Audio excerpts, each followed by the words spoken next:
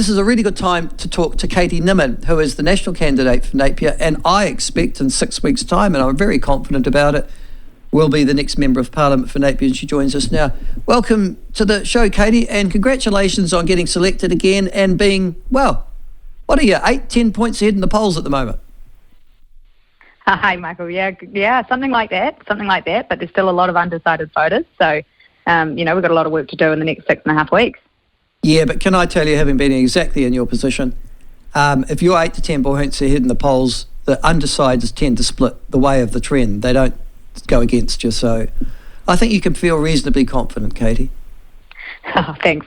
Well, there's always two parts to the election. You know that. So it's, more about party vote than anything else. So that's the big part of what we've got to do. Oh, yes, but except that Napier is electing you. They've got two votes. Yeah. And at the end of the day, Katie, you did relatively well, actually, at the last election, considering the red tide that swept over New Zealand, and you were up against a strong candidate in Stuart Nash, and you held yourself well. But I guess that experience of losing was actually quite important to you. Oh, yeah, it was, actually. And interestingly, I campaigned the whole time last election on sticking around, because the last thing we need is just a new candidate every time we don't win. And so that was, laying the foundation for this time. And so it's made a huge difference.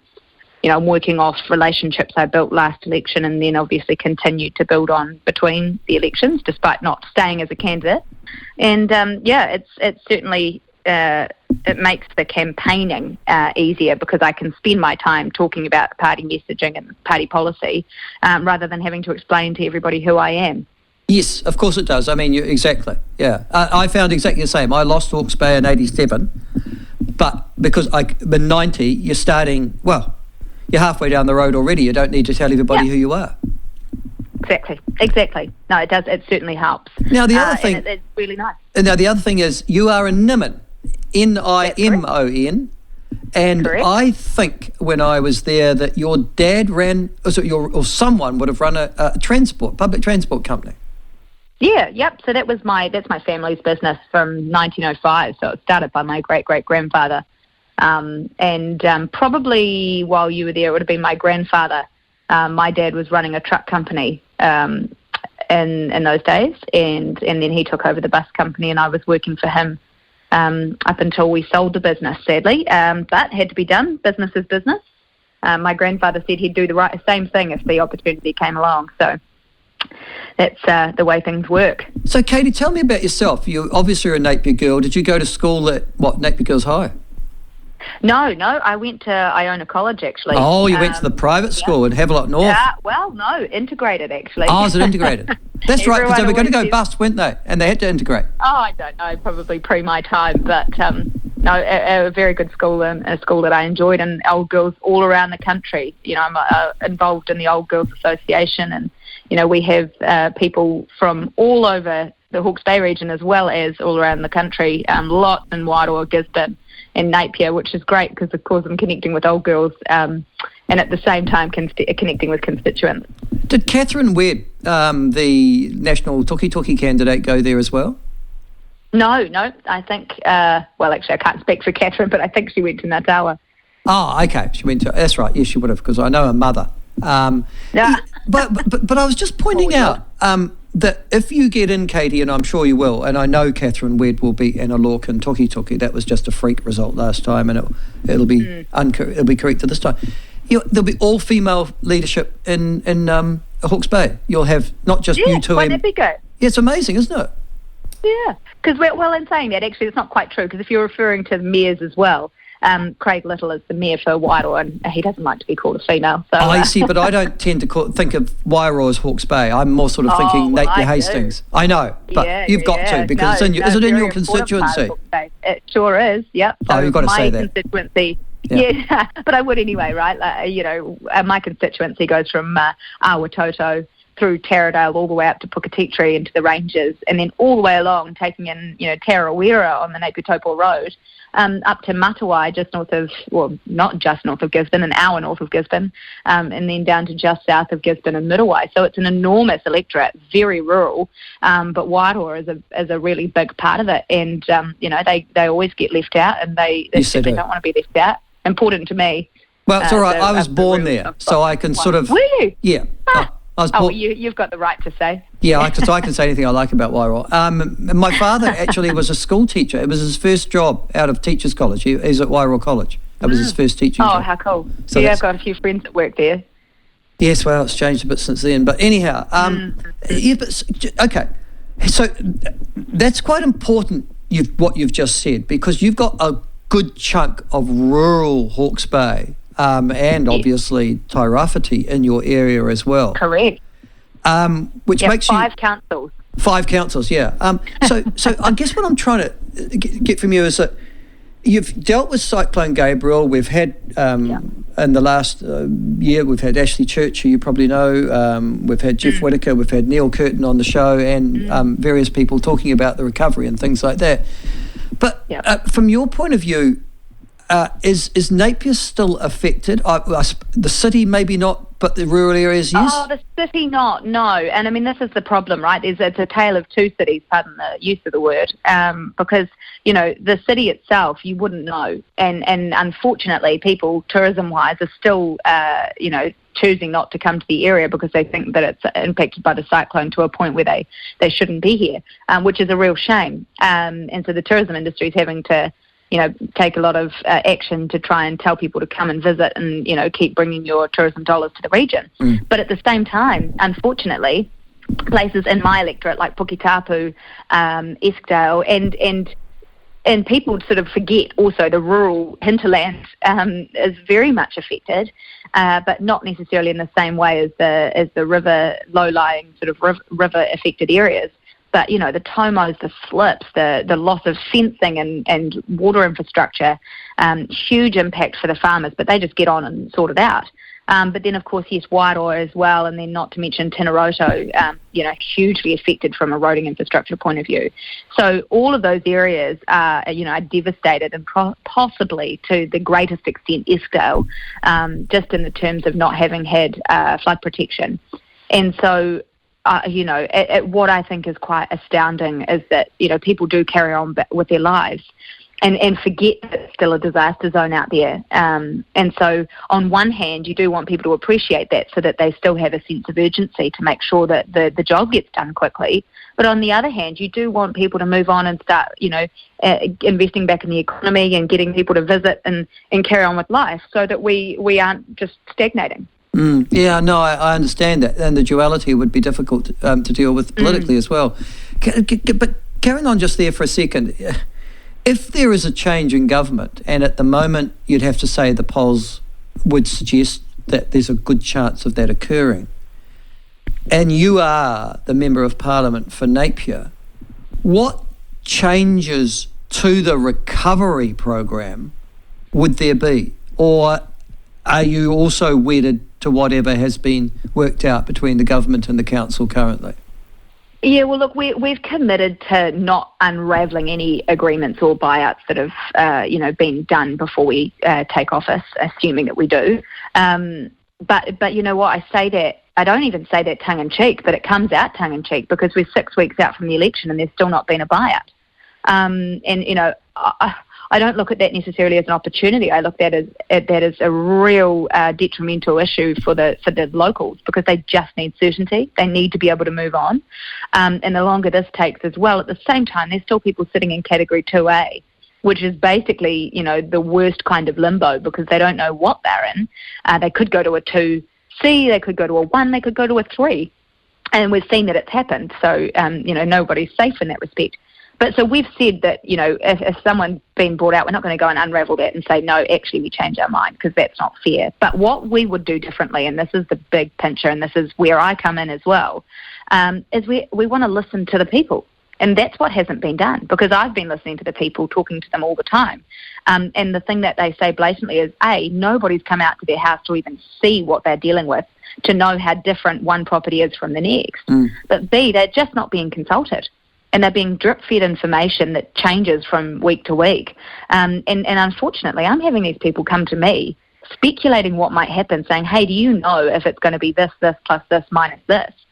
And the fact that they're coming to me asking me that is devastating. So So the big difference is to talk to people, and whether we have to start talking to some landowners on a one-to-one basis because of their unique situation, so be it, and we'll talk about that over time. But, to blanket approach people, so much so where some that don't even have damage to their house are being put in a Category 3, and then facing a position where they only get, a buyout for land value, and then no funds to rebuild a house anywhere else because they didn't have insurance. I mean, they'll have insurance, but it can't be activated because there's no claim. So, everybody is in a different position, and to apply one size-fits-all approach to a whole, catchment is just not fair. What numbers? And so that's what we've got to do differently. Katie, what numbers are we talking here? I mean, how many people? Hundreds. Well, when you say hundreds, are we talking 500, 600, 700? No, we're talking more probably about 200 to 300, and I mean, it changes, right? There'll be people that move out of the catchment, the Category 3 because they're on the fringe and it gets reevaluated, and then there's people that move into a Category 3 because a 2A gets reassessed. Right. And then there's different numbers across different council zones.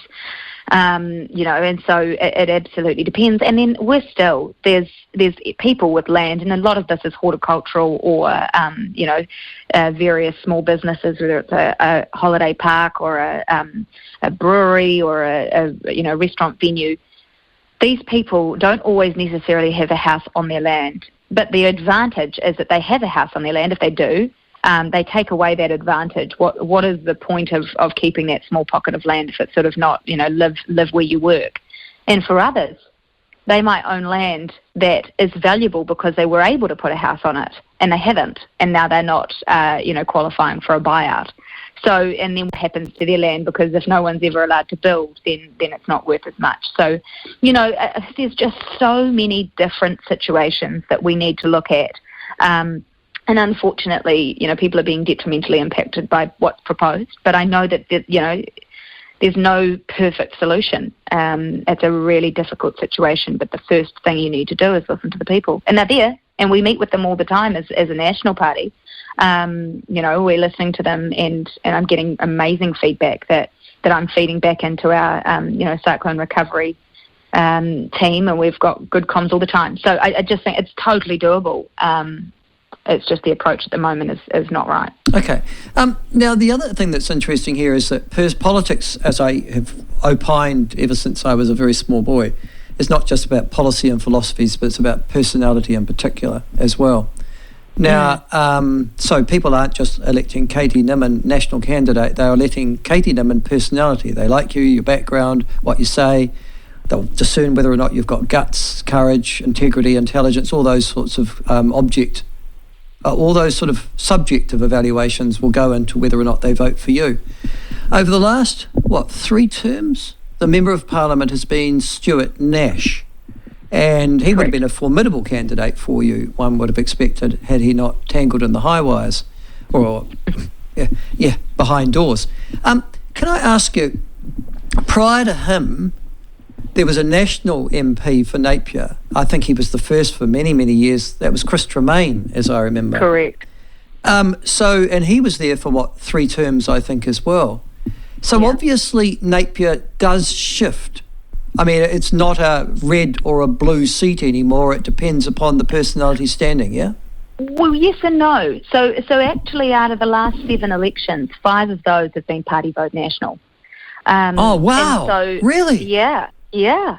And so this is the interesting thing. I think fundamentally the change came about when the electoral boundary shifted. And as you'll rightly know, because of course Napier wasn't just or wasn't as much of what it is now. It was mostly urban. Now it takes in a lot of the rural electorate for various reasons. And so part of me always likes to think that, one day the electorate could be called Northern Hawke's Bay because the people closer to Gisborne don't feel much of a connection to the name Napier. And likewise, people in Napier don't necessarily understand that it's not just them, there's far more to it. So, and then add to the mix the council boundaries, which seems to confuse a lot of people when it comes to central versus local. So, that's something I sort of bark on about quite a lot. and I tend to use that every time I get a chance to talk to people, is just to explain how big the area is. But no, in the last 7 elections, like I say, 5 of them have been Party Vote National. And so you could argue it's a bellwether seat, which most people say, and I think to a degree it is.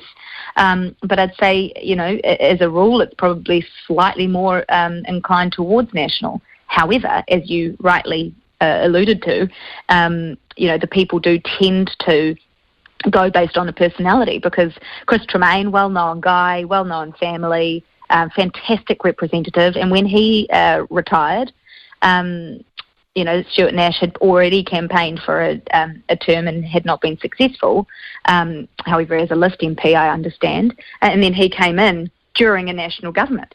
And so I think that kind of makes your case, I suppose, slightly, that it's not always necessarily a match. People have split their vote. Yeah. Well, that's why, and so he's gone now, though, and this chap called Hutchison's come in, a man, he must be feeling pretty lonely, being probably only the male candidate in Hawke's Bay at the moment, but Mr. Hutchison's come in. What's his background? Is he a Napier person, or have the Labour Party parachuted him in? You probably have to ask him what his background is, but no, he's not. I think he hasn't been here for some time, from what I understand, but a local guy. Napier, Labour believe that that's a really important thing, is to have someone from here representing. I don't think the people in Gisborne and Wairoa really care. At the end of the day, it's about who's going to be the best representative and who's the most passionate about the region and can, advocate the best. But yeah, you probably have to talk to him about his background. I think from what I've read, he was Stuart Nash's campaign manager.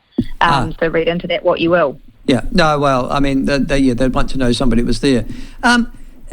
Listen, the other thing is, I remember, I actually got on quite well with my Labour candidates, Jeff Braybrook and Rick Barker. And you'd know Rick, I think he's still on the Hawke's Bay Regional Council now. He's not, but I do know him. They're okay. You could actually have a conversation with them, and you could actually, drop the party label at the door and get on with things that Hawke's Bay needed, and that was a really positive aspect of it. But candidate, I know what it's like. Campaigns are fraught at this time. You're thinking, eating, sleeping, breathing the campaign. Have you had any debates with your opposites at all over the last? You have. Yeah, well, funnily enough, we had a taxpayers union debate, and what they're like. They're not really debates, are they? They're more of a question time, facilitated and spectated. But no, we did, and funnily enough, he actually wasn't going to attend. Got a press release out of it, and then decided he was going to attend, and got another press release out of it. And as a result did come along. We've got another one run by the Hawke's Bay today, and between that, a few meet the candidates events here and there, whether it's Grey Power or Forest and Bird or whoever it might be that wants to have their own event. And so those things are really interesting. But my approach is always to talk about what National's going to do and how National's going to deliver for Napier, and that is always the way I approach it. I'm talking about the difference that National's going to make. What I don't sign up for is, bashing the opposition. But unfortunately, you can't control what your alternative is going to do, what your opposition's going to do. And so sometimes you're kind of completely, not just completely different playing fields, but almost playing different games. Are you finding that you are the subject of personal attacks on the campaign at the moment? Always. And mostly on social media as it happens, but that's just an unfortunate part of the job in modern day. You're probably grateful that you didn't have social media when you were campaigning, because it totally changes the environment. It's a really great tool, but at the same time, it's uncharted territory. Oh, it's sick. I can't believe that the mainstream media take it seriously, to be honest with you, because there are so many false profiles and so many activists who are using them, multiple. Oh, look, quite right. And you can tell when there's people that sort of pop up on your Facebook page, make comments that are, either defamatory or they're speculative, or they're, very clearly trying to sort of undermine you or bring you into disrepute. And so, those people, they're not helpful. They're not asking a question, and that's what's, I think, quite disappointing. Whereas there's some people that have a view and they don't agree with you and they want to share that view and ask you why you feel the way you feel. Those people are entitled to be there. And the same that they might have, if you weren't doing social media, they'd turn up to a public meeting and ask you a confronting question. That's the game. That's what you get into. Apologies. That's all right. I've got one of those. I have a loud dog. Yeah. What kind of dog is it, Katie? Oh, well, I've got two dogs. I've got a Huntaway and I've got a Terrier Cross. And unfortunately, if I'm ever taking a minute to have a bite to eat and pop home in the middle of my campaigning day, they certainly want my attention. Yeah. But my Huntaway is a retired working dog. My husband was a farmer for a good portion of his career, and he's his mainstay Huntaway. Do you have kids? But no, we don't. Our dogs are our kids at the moment. All right, okay. So, I'm not going to ask any more questions then about that. It's just that it was... well, no, it's just interesting. I didn't have children when I was standing, or when I was the MP. I've had them subsequent. But it's interesting. At least you've got more time. I find children, and particularly found that when I was mayor, you do have to do the fatherly, motherly stuff, and you do have a bit more time on your hands if you don't have children. Oh, I can absolutely agree with that. I mean, my dogs consume a lot of my life, but I don't have to. I don't have to worry if I leave them outside. No, they quite like it outside. Oh, well, listen. But no, they do. We back onto a park in Napier, and they just love to bark at everything that goes past. So all right. I'm always conscious of that. And finally, I had Tanya Tapsell on earlier on the show. Oh. You probably know Tanya. I do. And she's moved on, hopped the fence and become mayor, which, She's doing an amazing job. Well, she's awesome. She is. And in fact, they're a bit of a loss to the National Party because she'd bring some certain strengths. But I suspect that she'll still keep a political career going after she becomes mayor. But anyhow, the thing that I was going to ask you is, so you're elected as MP, you've got still cyclone recovery, which will be right at the forefront of your brain as an incoming Member of Parliament. What's the other thing that you personally will try and lever as a priority upon being elected as a constituency MP? Yeah, well, look, so there's so many issues in Napier, and infrastructure is a massive one, and I think that's the one that, and people are always like, oh, really? Gang crime is huge. Gang crime is a really big issue, and so I say that's probably one of the big priorities to get under control. But that's a nationwide approach. Whereas locally, infrastructure is massive. Wairoa is almost completely cut off at the moment. State Highway 2 is abysmal. It's a one-lane dirt road for a good portion. I know I'm a little bit exaggerating, but it certainly feels like that. There's more traffic lights on the Wairoa road than probably in the whole Hawke's Bay region. But it's really a big issue because you're pulling services out of a small town. No bank, no dentist.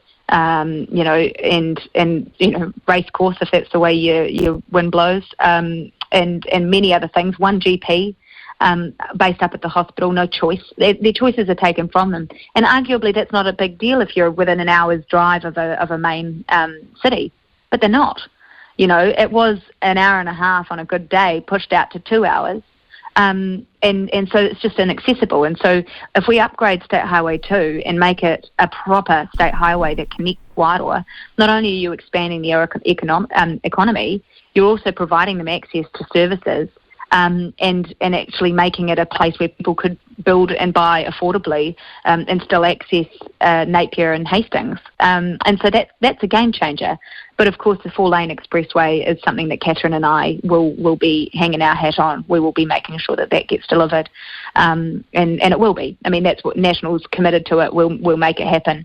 So but that's the 4-lane expressway between Napier and Hastings? Hastings and Napier. Yeah, correct. And I mean, look, we've seen it after the cyclone, thousands and thousands of people sitting bumper to bumper, going from what would have been a 15 to 20-minute drive to at times a 2-hour drive, just because we're, crossing a river to get from one city to the next. But it just goes to show we're one economy. Our people either live in Hastings and work in Napier or live in Napier and work in Hastings. They don't care. And unfortunately, all of a sudden, we've seen people changing jobs because they just can't make that traffic and commute time work. They didn't come to Hawke's Bay to live in Auckland. That's exactly why our region's growing, is because it's not like that. So, really, really important for not only people's well-being, but also the economy. There are restaurants in Napier, for example, that have seen a massive decline in patron because people aren't coming from other parts of the region to go out for dinner because they don't want to get stuck in traffic.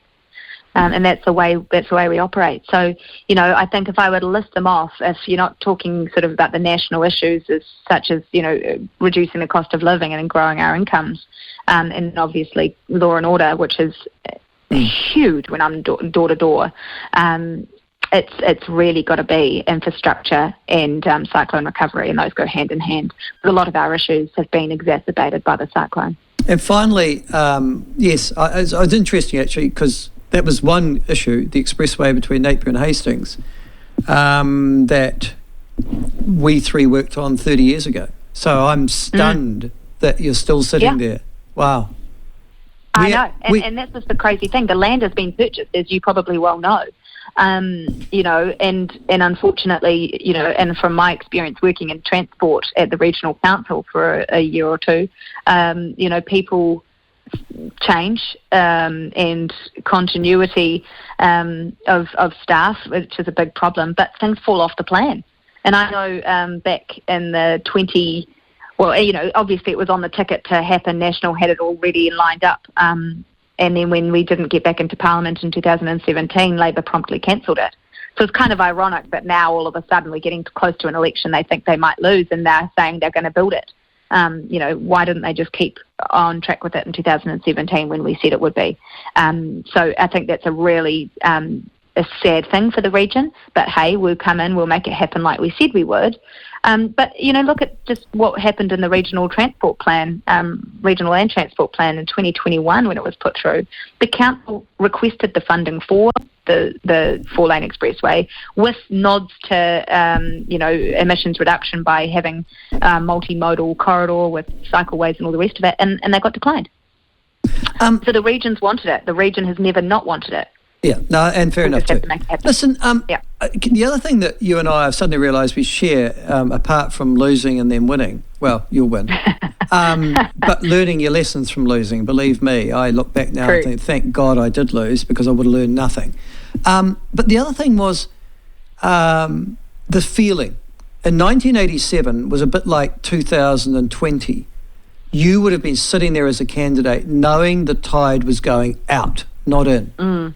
And you knew on election night you were going to lose, and probably lose fairly badly, and the party would as well, because you'd picked that up as you were going around the electorate. In 1990, the mood for me was completely different, and I knew I was going to win, and I knew that the mood had changed in the Hawke's Bay significantly as well. Do you get the same feeling now as you go around in 2023? Yeah, well, look, I put it this way. 2020 had its own complexities, one being that people just at the best of times, even if they were interested in national, were afraid of talking to someone face-to-face because of COVID.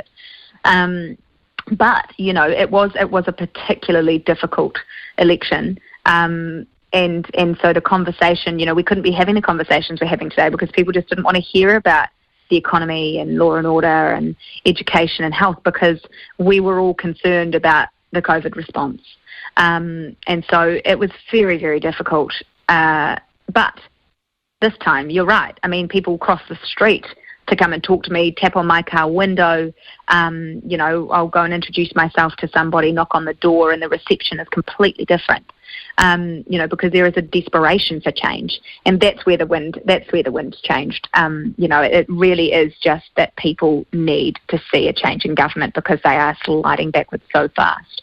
And so that certainly makes my job easier, because I'm answering specific questions, not having to tell them National's whole story, because they're across what we're delivering and they're across what we're promising, because they've got an appetite for it. And so I find that really, really good. But at no point do I know I'm going to win. And maybe that's just who I am. I'm not a presumptive person. And so I operate as if every single door I knock on is the linchpin, the thing that's going to change the outcome. And so, I think that's both helpful, but also I suppose it provides a bit of healthy paranoia and, motivation. But every single person matters, and you can't presume, because the poll's just 400 people. No, it's fair enough. But having said that, you'll have done your own polling too, I'm sure. You'll have a feeling for it. And you're obviously the hungry enzyme. So, it's fair enough too. The very best of luck to you, Katie. I know you'll be elected. I have no doubt of that at all. And I think you'll be a fine and very robust member for Napier. Best of luck. Brilliant. Thanks, Michael. Okay. Bye-bye. Yes. Thank you very well. Your assessment. I know. There's a whole series of go-getter females there. I mean, I think they're all under 50. The chairman of the regional council is a Maori lass, Ormsby. I think she's under 40. Katie is. Catherine Wedd must be, 40? She's the MP for Tuki. Sandra Hazelhurst, she might be in her 50s. She's the MP for Napier. Kirsten Wise should be, late 40s? Oh, man. Step back. The women are in charge.